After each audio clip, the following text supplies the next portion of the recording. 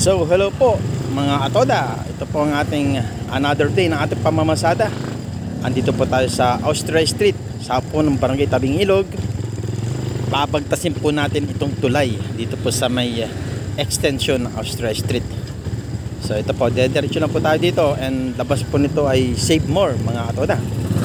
So may pasayro na po tayo. Ihatid po natin sa may dating Galaxy, pero ikakat-kat na lang po natin, o part by part na lang po gagawin kong upload mga atoda. Ngayon po ay December 2, Tuesday. Ang video po ito ay kuha ko po nitong alas 8 ng umaga. Kaya't kung mapapansin nyo po, yung sikat ng araw ay bago pa lang po aangat. At talagang napakagandang magbilad sa lugar na ito. Dito nga po sa lugar na ito ay minsan may tumitigil na van, kung saan nagpapakawala po sila ng libo-libong kalapati. Sa tingin ko po, yun po ay karera. Hindi lang po makatigil minsan kasi po may pasahero po tayo. Nakakayanan mo po maabala yung ating pasahero mga atoda. Pero minsan pag natsamban po natin na wala tayong sakay, ay susubukan po natin tumigil upang tanungin po kung saan sila galing.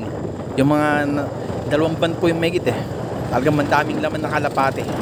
Kung mapapansin nyo po, talagang maliwalas ang panahon. Pero minsan kahit maliwalas ay hindi maiiwasang bigla na lamang uulan mga katoda. Hanay po.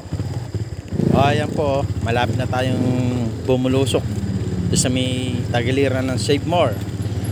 So doon po ikaat ko po. Kasi minsan pag sobrang haba po ng upload na video, si YouTube na rin po mismo ang nagkakat.